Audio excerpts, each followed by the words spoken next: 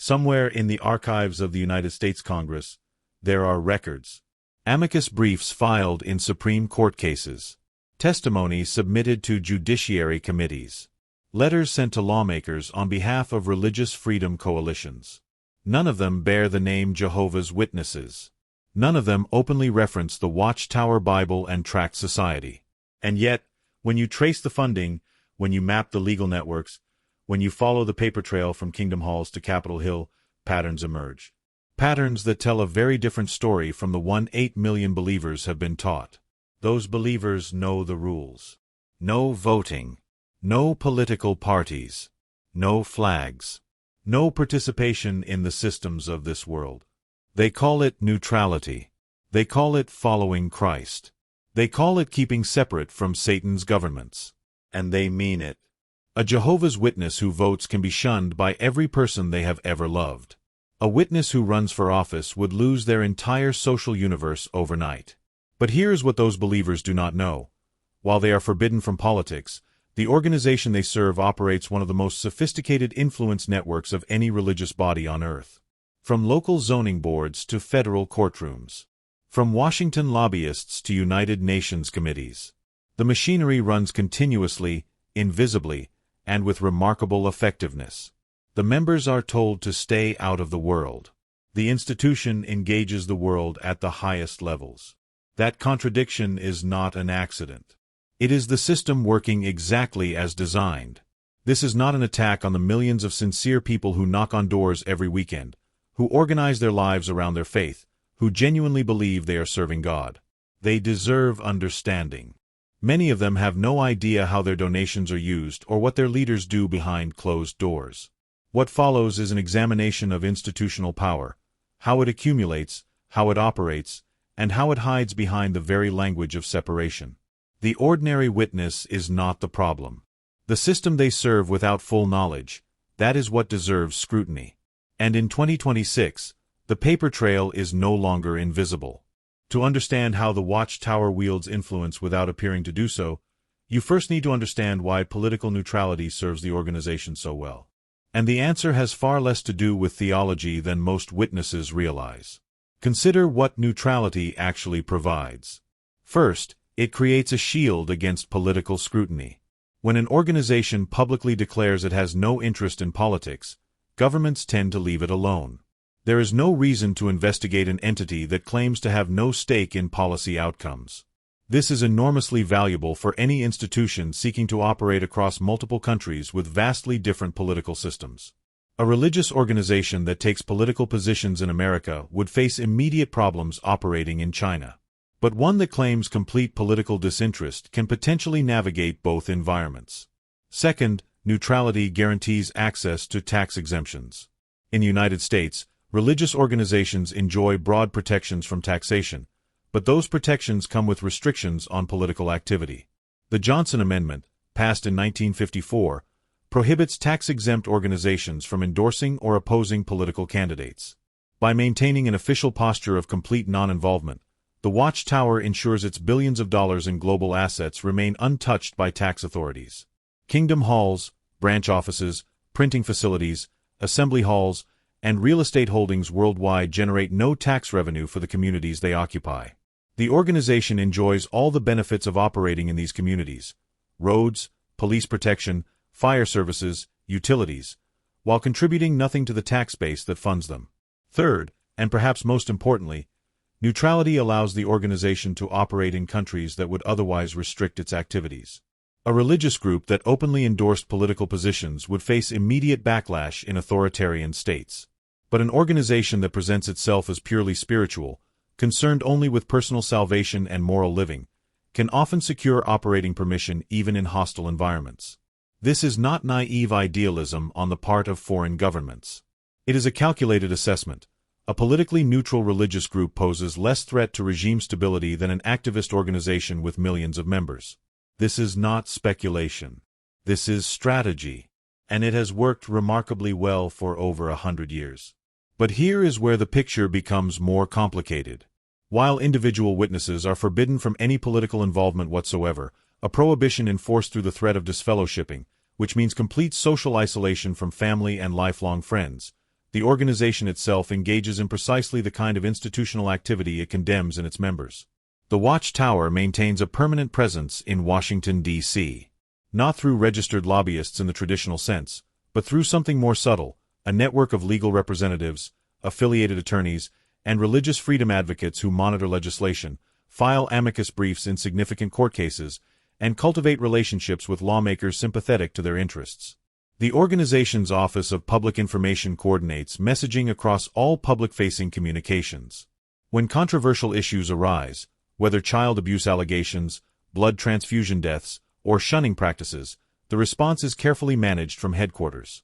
Talking points are distributed. Media inquiries are funneled through approved channels.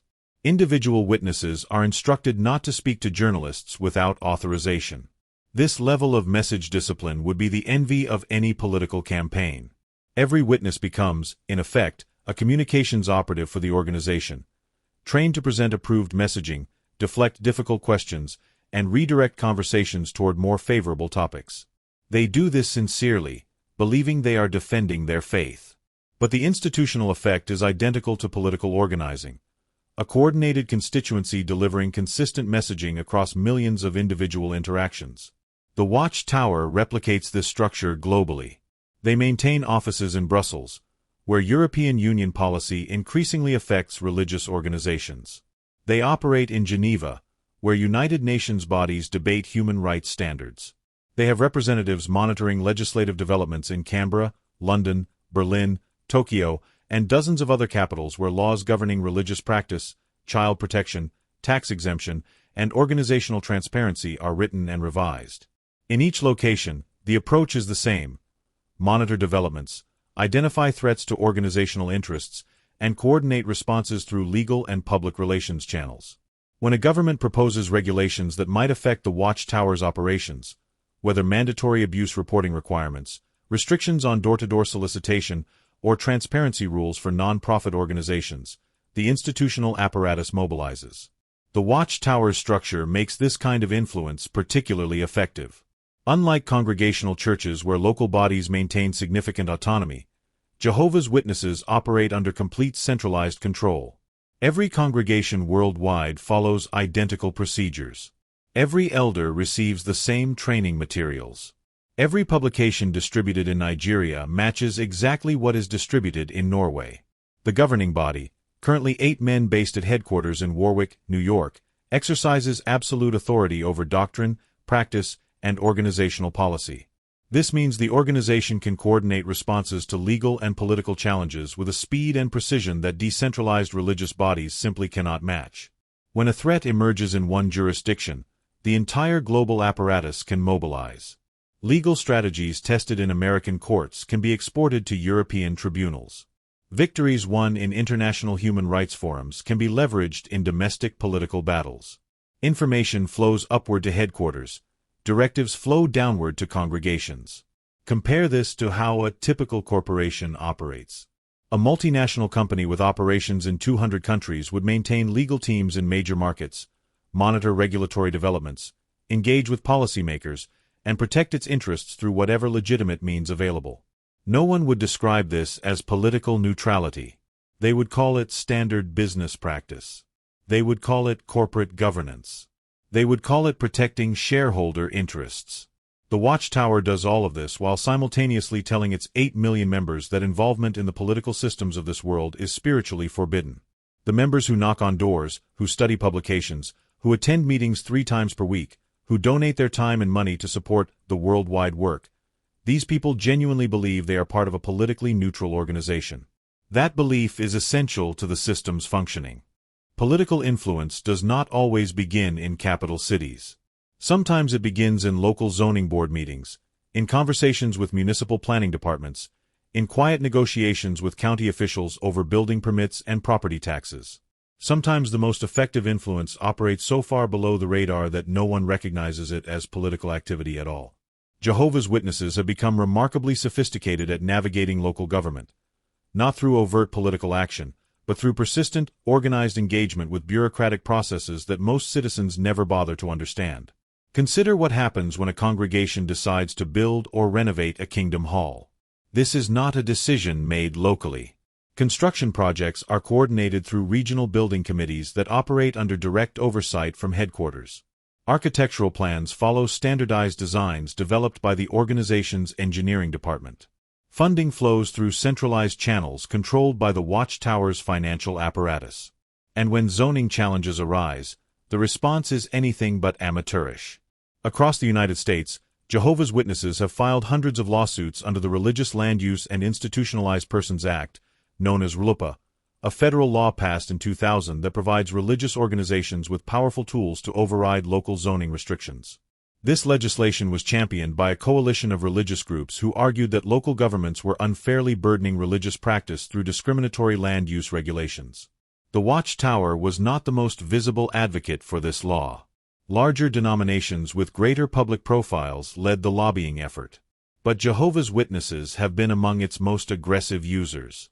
When a municipality attempts to restrict where a kingdom hall can be built, or imposes conditions that increase construction costs, or requires special permits that other buildings do not need, the organization does not simply accept the decision. They litigate. And they win with remarkable consistency. A pattern emerges when you examine these cases across multiple jurisdictions. A congregation announces plans to build a kingdom hall in a residential or commercial zone. Neighbors object, citing concerns about parking, traffic, noise, or property values. The local zoning board imposes conditions or denies the application. The Watchtower's legal team files suit under RLUIPA, arguing that the decision substantially burdens religious exercise. The municipality, facing the prospect of expensive federal litigation and potential liability for attorney's fees, either settles or loses in court. This creates an interesting dynamic. Local officials learn very quickly that challenging Kingdom Hall construction projects invites expensive legal battles that small towns cannot afford. The cost of defending even a losing lawsuit can devastate a municipal budget.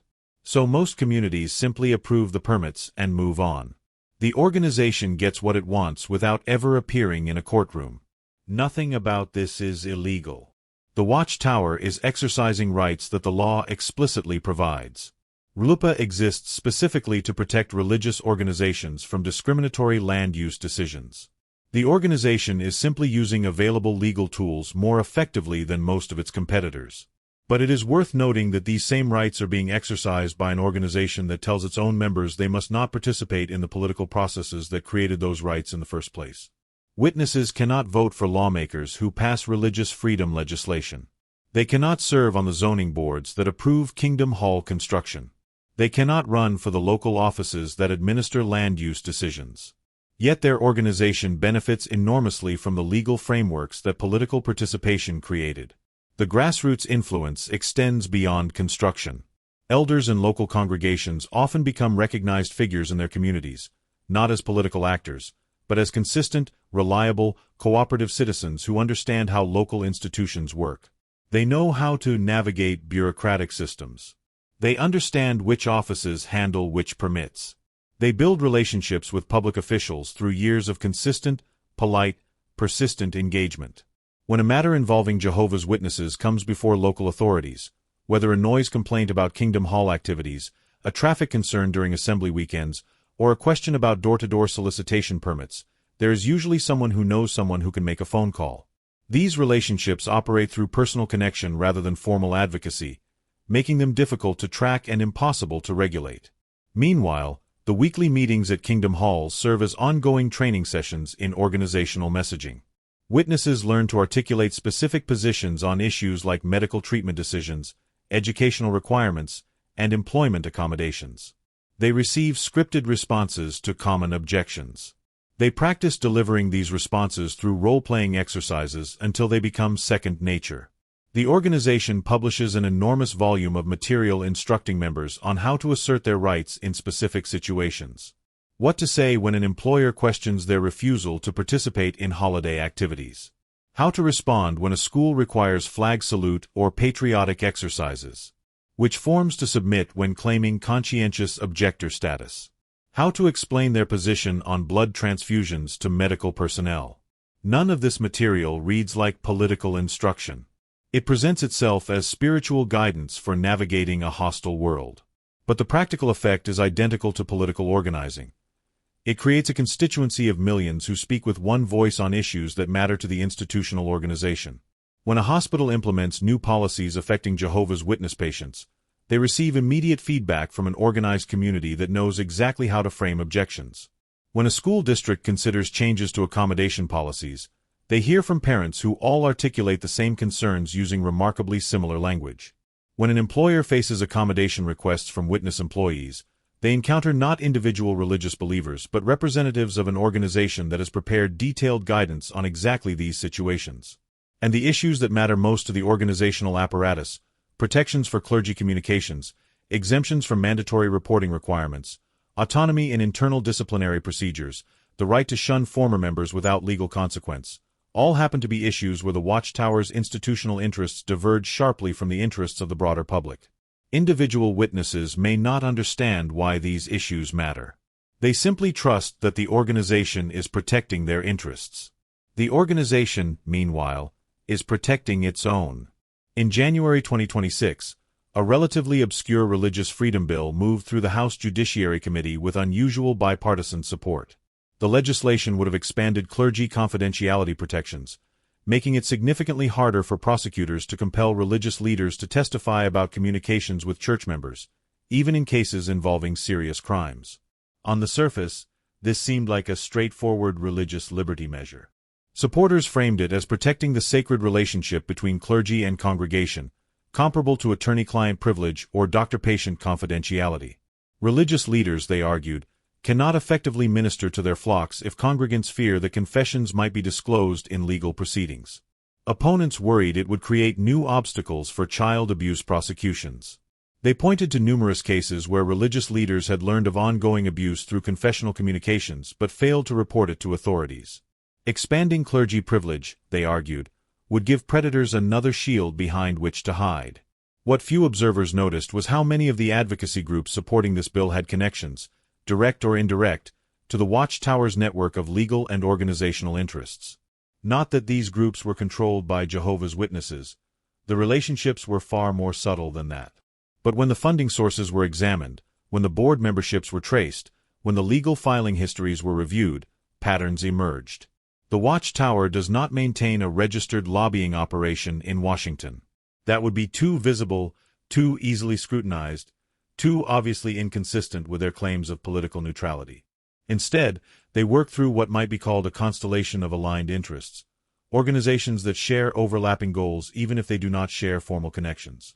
Religious liberty law firms that have represented the Watchtower in significant cases also represent other religious organizations facing similar challenges. The Becket Fund for Religious Liberty, the Alliance Defending Freedom, the Christian Legal Society. These organizations litigate cases affecting multiple denominations, including Jehovah's Witnesses. When they advocate for broader legal protections, they are not specifically advancing Watchtower interests. They are advancing the interests of all religious groups, which happens to include the Watchtower. Academic institutions that receive funding from religious sources publish research supporting expansive interpretations of religious freedom. Think tanks produce policy papers arguing that government oversight of religious organizations threatens constitutional protections. Former government officials join non-profit boards dedicated to protecting faith-based institutions from regulatory burden. None of this is coordination in the conspiratorial sense. There are no secret meetings where Watchtower representatives hand out instructions to allied organizations. The relationships are more organic than that. People who share institutional interests naturally gravitate toward the same causes. Funding flows toward organizations whose work benefits donors. Legal strategies that succeed in one case get replicated in others. Attorneys who win important religious freedom cases become recognized experts whose opinions carry weight in legislative debates. But the cumulative effect is significant. When legislation affecting religious organizations moves through Congress, lawmakers hear from a chorus of voices that all seem to be singing from the same hymnal. They receive visits from constituents who attended kingdom halls. They get letters from religious freedom advocates. They see amicus briefs from legal organizations in related court cases. They read op-eds in local newspapers defending church autonomy. They hear testimony from scholars who study religious liberty. The Watchtower's fingerprints are rarely visible on any of this. Their name seldom appears in congressional testimony or lobbying disclosures. But their interests are consistently represented. The issues they care about receive sustained attention. The legal frameworks that protect them continue to expand. Consider the specific legislative priorities that emerged in 2025 and 2026. Conscientious objector protections for healthcare workers who refuse certain procedures on religious grounds, an issue where Jehovah's Witnesses have obvious stakes given their prohibition on blood transfusions and their presence in medical professions. Restrictions on government attempts to regulate religious education, relevant to an organization that discourages members from pursuing higher education and operates its own training programs. Expanded exemptions from mandatory reporting requirements for clergy, directly beneficial to an organization facing hundreds of child abuse lawsuits where elder knowledge of abuse allegations became central evidence. Each of these issues affects many religious groups. The Watchtower is never the only beneficiary. Catholic priests, Orthodox rabbis, evangelical pastors, Mormon bishops, all have interests in clergy confidentiality. Seventh-day Adventists, Christian Scientists, Amish communities, all care about healthcare conscience protections. Homeschooling families, parochial schools, religious universities, all want limits on government educational oversight. But the Watchtower is consistently among the beneficiaries. And their legal apparatus is consistently among the most active in litigation related to these issues. When test cases are needed to establish precedents, Watchtower attorneys are often at the counsel table. When appeals reach circuit courts or the Supreme Court, Watchtower-aligned organizations file supporting briefs. When victories are won, Watchtower publications celebrate them as vindications of religious freedom. The financial infrastructure supporting this influence network deserves examination. The Watchtower operates through a complex web of legal entities in multiple jurisdictions. The primary corporations, Watchtower Bible and Tract Society of Pennsylvania, Watchtower Bible and Tract Society of New York, Christian Congregation of Jehovah's Witnesses, and others, hold assets that likely exceed several $1 billion globally, though precise figures are difficult to determine because religious organizations face minimal disclosure requirements in most jurisdictions. Real estate alone represents an enormous portfolio. Kingdom halls, assembly halls, branch facilities, and residential properties for headquarters staff occupy valuable land in communities worldwide. The organization's headquarters complex in Warwick, New York, completed in 2016, represents a multi-hundred-million-dollar investment in state-of-the-art facilities. The sale of their Brooklyn properties during the headquarters relocation generated an estimated $1.5 billion, including the sale of the Watchtower building itself, one of the most recognizable landmarks on the Brooklyn waterfront. When the organization consolidated its operations in the early 2020s, selling off numerous branch facilities and kingdom halls in a process they called organizational simplification, the proceeds flowed into central accounts controlled by the governing body, the small group of men who exercise total authority over the global organization. Individual congregations that had built and maintained kingdom halls for decades saw those properties sold without their consent, with proceeds sent to headquarters rather than remaining with local believers. These financial resources provide the foundation for legal action. When the Watchtower faces challenges in court, they can afford the best representation. When they choose to challenge a government policy, they can sustain litigation for years or even decades. When they need to fund advocacy organizations that advance their interests, the resources are available. When they want to support academic research or policy analysis favorable to their positions, they have the means. And unlike political organizations subject to disclosure requirements, religious bodies can direct their funds with minimal public accountability. Donations received at kingdom halls around the world flow upward to headquarters, but individual witnesses have no insight into how those funds are allocated. There are no shareholder meetings, no annual reports, no independent audits available to ordinary members. They are simply told that contributions support the worldwide work and expected to give generously. The phrase religious freedom has become perhaps the most powerful rhetorical tool in the Watchtower's institutional arsenal. It serves simultaneously as legal doctrine, emotional appeal, and diplomatic shield. And the organization has spent decades learning how to deploy it with maximum effectiveness. When Jehovah's Witnesses face restrictions in any country, whether through laws targeting their specific practices or broader regulations affecting all religious groups, the organization's response follows a consistent playbook. First, they document the restrictions meticulously through their network of local congregations and branch offices. Second, they frame the issue as religious persecution, using language designed to resonate with international human rights standards. Third, they deploy this framing across multiple channels: press releases, international human rights bodies, diplomatic communications, and legal filings. This approach has achieved remarkable success. The European Court of Human Rights has repeatedly ruled in favor of Jehovah's Witnesses in cases involving registration requirements, property rights, and restrictions on religious activity. Decisions like Kokkinakis versus Greece, Manusakis versus Greece, and Jehovah's Witnesses of Moscow versus Russia established important precedents protecting religious minorities from government overreach. These decisions benefit not only witnesses but religious organizations across Europe, and they emerged from litigation initiated and funded by the Watchtower's legal apparatus. The organization's relationship with international human rights mechanisms deserves particular attention.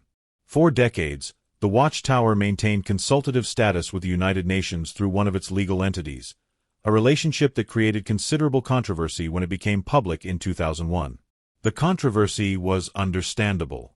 For generations, Watchtower publications had described the United Nations as a scarlet beast representing Satan's world government, destined for destruction at Armageddon. Witnesses were taught that supporting the UN in any way would constitute spiritual fornication with this demonic institution. Individual members who expressed support for international organizations faced disciplinary action. Yet the organization itself maintained formal ties with this very institution, securing consultative status that allowed them to attend UN meetings, access facilities, and participate in discussions affecting religious organizations worldwide. When this relationship became public through investigative journalism, the Watchtower withdrew, but only after the exposure, and only from the formal consultative arrangement. The broader engagement with international mechanisms continued. The organization submits reports to UN human rights bodies documenting persecution of witnesses in various countries. These reports become part of the official record, cited in UN reviews and recommendations. When the UN Human Rights Council conducts universal periodic reviews of member states, Watchtower documentation of restrictions on Jehovah's Witnesses often appears in the supporting materials. When pressure is applied to countries like Russia, Eritrea, Turkmenistan, or Tajikistan over their treatment of religious minorities, Watchtower advocacy frequently underlies the criticism. This is sophisticated international advocacy.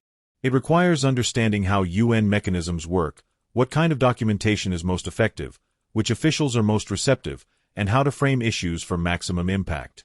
It requires maintaining relationships with diplomats, human rights officers, and NGO representatives across multiple countries. It requires coordinating messaging between headquarters and branches worldwide. None of this happens spontaneously. It happens because the Watchtower has invested substantial resources in building the capacity for international advocacy, while simultaneously telling its members that involvement with worldly institutions is spiritually prohibited. The contrast becomes particularly stark when examining recent legal challenges. In December 2024, the Norwegian Supreme Court ruled against the organization, resulting in the loss of state funding for the Norwegian branch, a significant defeat. Norwegian authorities concluded that the Watchtower's practice of shunning former members violated children's rights to freely leave religious organizations without punishment. The organization's policies on blood transfusions and family relationships, they found, conflicted with fundamental human rights principles that conditioned access to state religious subsidies. The Watchtower's response combined legal appeals with public relations campaigns framing the decision as religious persecution. They argued that internal religious discipline is protected by freedom of religion. They claimed that requiring them to change shunning policies would violate their autonomy. They positioned themselves as victims of government overreach rather than as an organization whose practices had been found to harm children. Similar cases have emerged in Australia, the United Kingdom, Canada, and multiple states within the United States.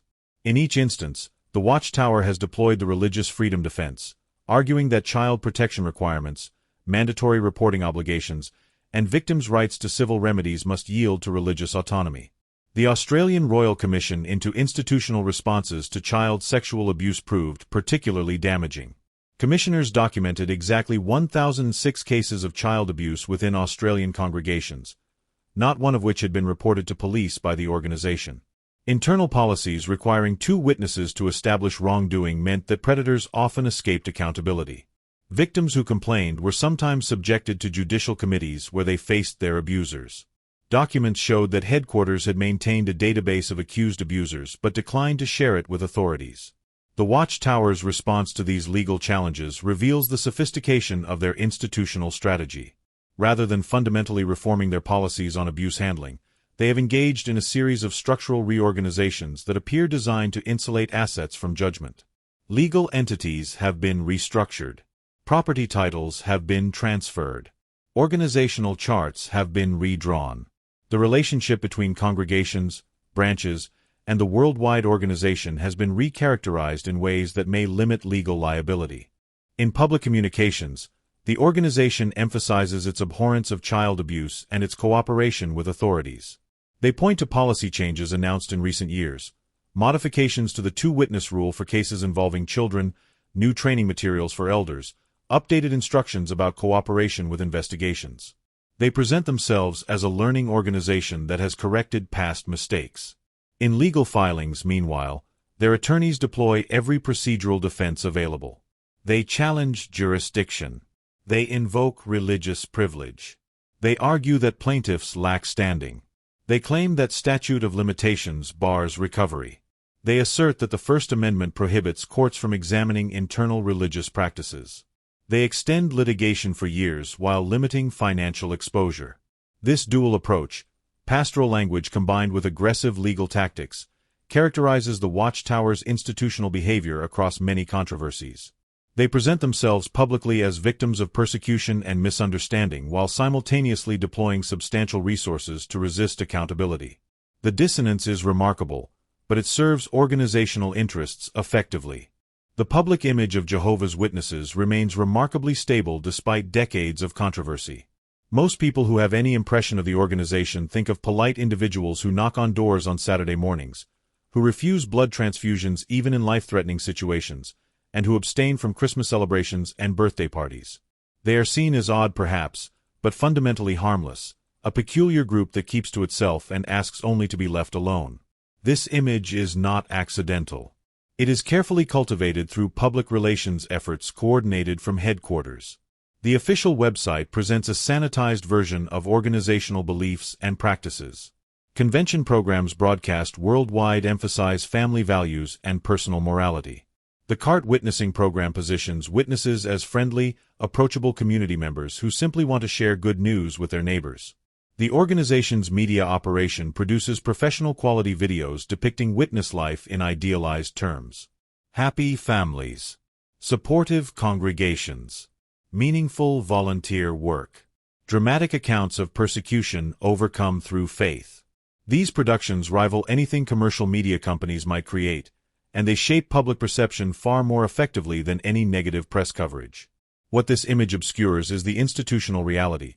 An organization that exercises extraordinary control over its members' lives while pursuing its own interests through sophisticated legal and political engagement.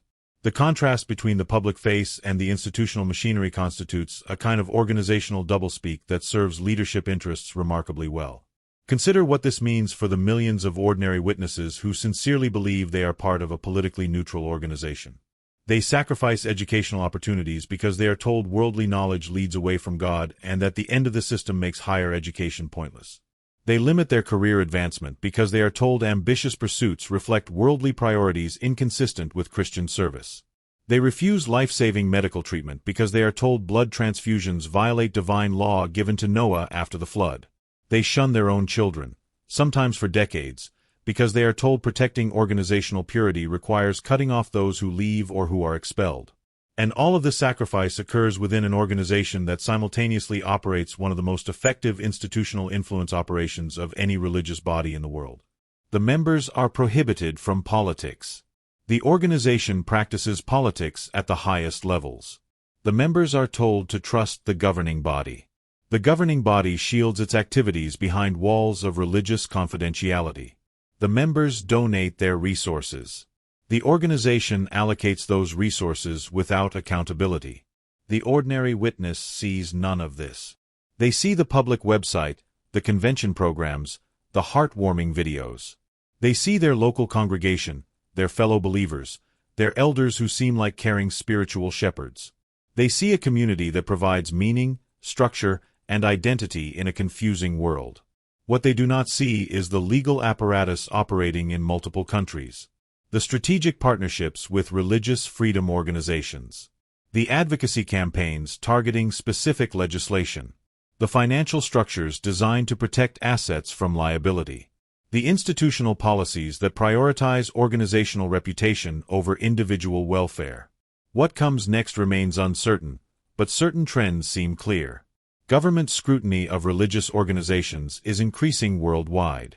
The special deference that religious institutions have historically enjoyed is eroding as abuse scandals and financial irregularities come to light across multiple denominations. Mandatory reporting requirements are expanding to cover more categories of abuse and more categories of reporters. Tax exemption conditions are being reconsidered in several countries. Transparency expectations are rising. The Watchtower faces these developments from a position of significant strength. They have financial resources that most religious organizations cannot match. They have legal expertise developed over decades of aggressive litigation. They have a global membership conditioned to support institutional priorities without question. They have experience navigating hostile regulatory environments in countries far more repressive than Western democracies. But they also face vulnerabilities. Their membership is aging and declining in many developed countries. Young people raised as witnesses increasingly access information about the organization through channels headquarters cannot control. Their finances, while substantial, are not unlimited, and legal settlements and judgments continue to accumulate. Their reputation has suffered from child abuse revelations that continue to emerge despite organizational efforts at damage control. And their claim of political neutrality becomes harder to maintain as their institutional activities receive greater scrutiny. The question for observers, including the millions of current and former witnesses trying to understand the organization they dedicated their lives to, is simple. What does neutrality actually mean when an institution maintains sophisticated legal operations in dozens of countries, cultivates relationships with policymakers, coordinates advocacy through affiliated organizations, and deploys billions of dollars in assets to protect its interests? The answer, perhaps, is that neutrality was never about staying out of politics. It was about participating in politics while denying that participation, wielding influence while claiming to have none, accumulating power while preaching powerlessness.